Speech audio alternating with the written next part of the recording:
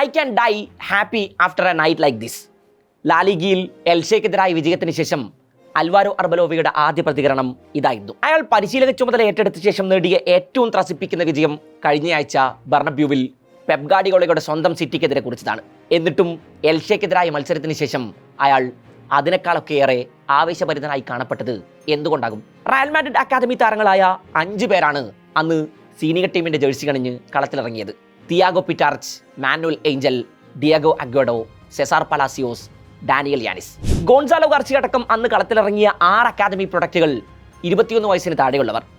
Dani Carvajal അടക്കം ലാ ഫാബ്രിക്കയുടെ സന്താനങ്ങളായ 8 പേരാണ് അന്ന് റയലിനായി ബൂട്ട് കെട്ടിയത്. 2012 നവംബർ 5 FC ബാഴ്സലോണയുടെ ചരിത്രത്തിൽ തങ്കലിപികളിൽ എഴുതിവെക്കപ്പെട്ട ദിവസമാണത്. ലാലിഗയിൽ ലവാൻഡയ്ക്കെതിരായ ഒരു മത്സരം. 14-ാം മിനിറ്റിൽ ഡാനി ആൽവസിന് പരിക്കേൽക്കുന്നു. ഉടൻ കോച്ച് ടിറ്റോ വിലനോവ ബ്രസീലിയൻ വിങ്ങറെ തിരിച്ചു വിളിച്ച് മാർട്ടിൻ മൊണ്ടോയെ കളത്തിലിറക്കി. വലൻസിയ നഗരത്തിൽ അന്നൊരു ചരിത്രം പറഞ്ഞു. മൈതാനത്തപ്പോൾ ബാഴ്സക്കായി അണിനിരക്കുന്നത് ഒരു La Masia 11 goal keeper Victor Valdez അടക്കം കളത്തിലുള്ള 11 പേരും അക്കാദമി പ്രൊഡക്റ്റുകൾ. അതിനു മുമ്പും ശേഷവുമൊക്കെ ലാമാസിയ ഫുട്ബോൾ ലോകത്തൊരു ഹോട്ട് ടോപ്പിക്കാണ്. FC ബാഴ്സലോണ എന്ന ഐതിഹാസിക ക്ലബിൻ്റെ ചരിത്രം വായിക്കുമ്പോൾ ലാമാസിയ എന്ന പേജ് നിങ്ങൾക്ക് അവഗണിച്ച് കളയാനാകില്ല.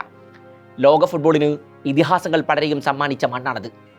റയൽ മാഡ്രിഡ് പണം വാരിയെറിഞ്ഞ് ഇതിഹാസങ്ങൾ റാഞ്ചിക്കൊണ്ടിരുന്നപ്പോൾ ലാമാസിയ ഇതിഹാസങ്ങൾക്ക് ജന്മം നൽകുകയായിരുന്നു എന്നാണ് ബാഴ്സ ആരാധകർ അഭിമാനത്തോടെ എക്കാലവും പറഞ്ഞുകൊണ്ടിരുന്നത്. ഫിനാൻഷ്യൽ ക്രൈസിസ് അടക്കം വലിയ പ്രതിസന്ധികൾ അനുഭവിക്കുന്ന കാലത്തും ബാഴ്സ നടത്തുന്ന കുതിപ്പുകളുടെ ചാലകശക്തി ലാമാസിയാണെന്ന് നിസ്സംശയം പറയേണ്ടി വരും. അതേസമയം ലാ ഫാബ്രിക്ക എന്ന പേര് ഫുട്ബോൾ സർക്കിളുകളിലെ ചർച്ചകളിൽ നമ്മൾ അധികമൊന്നും കേട്ടിട്ടില്ല. റയൽ മാഡ്രിഡിന്റെ യൂത്ത് സിസ്റ്റത്തിലൂടെ വളർന്നു വന്ന പ്രതിഭകൾ ഒരുപാടുണ്ടെങ്കിലും ലാമാസിയ പോലെ അതങ്ങനെ കൊട്ടിഘോഷിക്കപ്പെട്ടില്ല. ഗ്രൗണ്ടിലും ബെഞ്ചിലുമൊക്കെ എക്കാലവും റയലിന് ഓപ്ഷനുകൾ ഏറെയായിരുന്നു. അതിനാൽ തന്നെ പല പരിശീലകരും അക്കാദമിയെക്കുറിച്ച് ആലോചിച്ചതുപോലുമില്ല. സാബി അലോൺസോ പരിശീലക ചുമതല ഏറ്റെടുക്കുമ്പോൾ അക്കാദമി ഒരു പരിഗണനാ വിഷയമായിരിക്കും എന്ന് അയാൾ ആരാധകർക്ക് ഉറപ്പ് നൽകിയതാണ്. അങ്ങനെയാണ് ക്ലബ് ലോകകപ്പിൽ ഗോൺസാലോ ഗാർസിയയുടെ മിന്നലാട്ടങ്ങൾ നമ്മൾ കണ്ടത്. സീസണിന് മുമ്പ് മറ്റു പല ഓപ്ഷനുകളെക്കുറിച്ചും ആലോചിച്ചുകൊണ്ടിരുന്ന ഗാർസിയ റയലിനൊപ്പം തുടരാൻ തീരുമാനിക്കുന്നു. എന്നാൽ സാബി അതിനുശേഷം അയാളെ കൃത്യമായി ഉപയോഗപ്പെടുത്തിയോ എന്ന ചോദ്യം അവിടെ കിടപ്പുണ്ട്. അലോൺസോ പടിയിറങ്ങിയ ശേഷം റയലിന്റെ പരിശീലക ചുമതല ഏറ്റെടുത്ത അർബലോവയും അക്കാദമിയെക്കുറിച്ച് തന്റെ സ്വപ്നങ്ങൾ പങ്കുവച്ചാണ് തുടങ്ങിയത്. അയാളിതാ ഇപ്പോൾ മൈതാനത്ത് തന്റെ പ്ലാനുകൾ കൃത്യമായി വരഞ്ഞിട്ട് തുടങ്ങിയിരിക്കുന്നു. സെൽട്ട, സിറ്റി, എൽഷെ കഴിഞ്ഞ 3 മത്സരങ്ങളിലെ വിജയങ്ങൾ റയൽ മാഡ്രിഡ് ആരാധകർക്ക് അർബലോവയെക്കുറിച്ച് പ്രതീക്ഷകൾ വാനോളം ഉയർത്തിയിട്ടുണ്ടെന്ന് വേണം പറയാൻ. കോപ്പ ഡെൽ റേയിൽ നിന്നുള്ള ഞെട്ടിക്കുന്ന പുറത്താകൽ, ചാമ്പ്യൻസ് ലീഗിൽ ബെൻഫിക്കയോട് തോറ്റ് പ്ലേ ഓഫിലേക്ക് എടുത്തെറിയപ്പെട്ടത്, ലാലിഗയിലെ പോയിന്റ് ലോസുകൾ. അർബലോവയുടെ തലതെറിക്കാൻ അധികമൊന്നും കാത്തിരിക്കേണ്ടി വരില്ലെന്ന് ആരാധകർ മനസ്സിൽ പറഞ്ഞു തുടങ്ങിയ സമയം. എന്നാൽ ലോസ് ബ്ലാങ്കോസ് അർബലോവയ്ക്ക് കീഴിൽ പതിയെ തങ്ങളുടെ റിഥം വീണ്ടെടുക്കാൻ തുടങ്ങുകയായിരുന്നു. പരിക്ക് വല്ലാതെ വലക്കുന്ന റയൽ ക്യാമ്പിൽ 9 സീനിയർ സ്ക്വാഡ് മെമ്പർമാരാണ് എൽഷയ്ക്കെതിരെ പുറത്തിരുന്നത്. ആദ്യ ഹാഫിൽ തന്നെ എതിരില്ലാത്ത 2 ഗോളുകൾക്ക് റയൽ മുന്നിലെത്തുന്നു. സിറ്റിക്കെതിരായ 2ാം പാദ മത്സരം മുന്നിൽ കണ്ട അർബലോവ സീനിയർ താരങ്ങൾ പലരെയും തിരികെ വിളിച്ചു.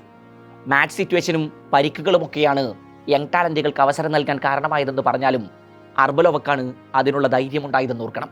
കാർലോ ആഞ്ചലോട്ടിയും സാബി അലോൺസോയും ഒന്നും ഇത്രമേൽ അക്കാദമിയിൽ വിശ്വാസം അർപ്പിച്ചിട്ടില്ല. അക്കാദമിയിലെ ടാലന്റുകളെ കൃത്യമായി അറിയാമെന്നതും അർബലോവയെ സംബന്ധിച്ച് ഡിസിഷൻ മേക്കിങ്ങിൽ കാര്യങ്ങൾ എളുപ്പമാക്കി. എൽഷയ്ക്കെതിരായ മത്സരത്തിന് ശേഷം അക്കാദമി താരങ്ങൾക്ക് അവസരം ലഭിച്ചു എന്നതിനൊപ്പം അവരുടെ പ്രകടനങ്ങൾ തന്റെ ഉള്ളു നിറച്ചു എന്നുകൂടി പറഞ്ഞു വെക്കുന്നുണ്ട് അർബലോവ. തിയാഗോ പിറ്റാർച്ച്, ആ 18-കാരൻ റയലിന്റെ മധ്യനിരയെ ഭാവിയിൽ അടക്കി വാഴും എന്ന് അടക്കം പറഞ്ഞു തുടങ്ങിയിട്ടുണ്ട് ഇപ്പോൾ ആരാധകർ. 4 മത്സരങ്ങളിലാണ് തുടർച്ചയായി പിറ്റാർച്ച് റയലിനായി സ്റ്റാർട്ട് ചെയ്തത്. 4ലും കളം നിറഞ്ഞു. റയലിനെ നിരന്തരം അലട്ടുന്ന പരിക്കാണ് അയാൾക്ക് സീനിയർ ടീമിലേക്കുള്ള വാതിൽ തുറന്നതെങ്കിലും ഇപ്പോൾ അയാൾ ടീമിൽ നിലനിൽക്കുന്നത് മെറിറ്റിന്റെ അടിസ്ഥാനത്തിലാണ് എന്ന് തന്നെ പറയേണ്ടി വരും. സിറ്റിക്കെതിരായ മത്സരത്തിന് ശേഷം തിയറി ഹെൻറി പിറ്റാർച്ചിനെ വാനോളം പുകഴ്ത്തുന്നത് കണ്ടു. മൈതാനത്ത് എവിടെ നോക്കിയാലും നിങ്ങൾക്ക് പിറ്റാർച്ചിനെ കാണാമായിരുന്നു. ചാമ്പ്യൻസ് ലീഗ് രാവുകളിൽ റയലിന്റെ കുപ്പായം അണിയുന്ന സകലരും ടീമിനായി മരിക്കാൻ വരെ തയ്യാറാകുന്നു. റയലിനെ സംബന്ധിച്ച് ചാമ്പ്യൻസ് ലീഗ് അക്ഷരാർത്ഥത്തിൽ ഒരു ബാറ്റിൽ ഫീൽഡാണ്. ആ തൂവള്ള കുപ്പായം ഒരു ആർമി ഷർട്ടിന് സമാനമായ ഉത്തരവാദിത്തം അവരെ ഏൽപ്പിച്ചതുപോലെ തോന്നും. ഹെൻറി പറഞ്ഞു നിർത്തി. എൽഷയ്ക്കെതിരെ കളത്തിലിറങ്ങി 6 മിനിറ്റിനുള്ളിൽ 18-കാരൻ വിങ്ങർ ഡാനി യാനിസ് ഡീൻ ഹൗസന്റെ ഗോളിന് വഴിയൊരുക്കി. മത്സരത്തിൽ ഒരു നിർണായക നിമിഷത്തിൽ എൽഷയുടെ ഗോളെന്നുറപ്പിച്ച ഒരു ശ്രമത്തെ ഡിയോഗോ അഗ്യോഡോ ഒരു മികച്ച ബ്ലോക്കിൽ വിഫലമാക്കുന്നുണ്ട്. മാനുവൽ ഏഞ്ചലിന്റെ ഔൺ ഗോൾ ഒഴിച്ചു നിർത്തിയാൽ അക്കാദമി താരങ്ങളുടെ പ്രകടനങ്ങളിൽ കോച്ചും മാനേജ്മെന്റും ആരാധകരുമൊക്കെ സംതൃപ്തരാണ്. ജോവാൻ മാർട്ടിനസ്, ലെമിനി ഫത്തി, ജസ്യൂസ് ഫോട്ടിയ, അവസരം കാത്ത് പുറത്തു നിൽക്കുന്ന പ്രതിഭകൾ ഇനിയുമുണ്ടേറെ. 1980കളിലാണ് റയലിൽ ഇതിനു മുമ്പ് ഒരു അക്കാദമി റവല്യൂഷൻ നടന്നത്. അക്കാദമി പ്രൊഡക്റ്റുകളായ 5 പേർ അന്ന് ലോസ് ബ്ലാങ്കോസിനായി സ്പാനിഷ് മൈതാനങ്ങളിൽ കളം നിറഞ്ഞു. Emilio Butragueno, Manolo Sanchez, Miguel Pardeza, Michel Gonzalez, Rafael Martin Vazquez, the vulture എന്ന വിളിപ്പേരിലാണ് ഈ ഐവർ സംഘം അറിയപ്പെട്ടിരുന്നത്. 16 കിരീടങ്ങളാണ് അവർ അക്കാലത്ത് റയൽ ഷെൽഫിൽ എത്തിച്ചത്. 6 ലാലിഗ കിരീടങ്ങൾ, 2 UEFA cups, 3 Copa del Rey, 4 Spanish super cups. എൽഷയ്ക്കെതിരായ മത്സരത്തിന് ശേഷം അർബലോവ ആ സുവർണകാലം ഓർത്തെടുത്തു. സ്റ്റാൻഡിലുണ്ടായിരുന്ന റയൽ മാഡ്രിഡ് വൈസ് പ്രസിഡന്റ് എമിലിയോയെ ചൂണ്ടി ഈ മൈതാനം കാണുമ്പോൾ അയാളുടെ ഹൃദയം അഭിമാനപൂരിതമാകുന്നുണ്ടാകുമെന്ന് പറഞ്ഞു വെച്ചു അർബലോവ.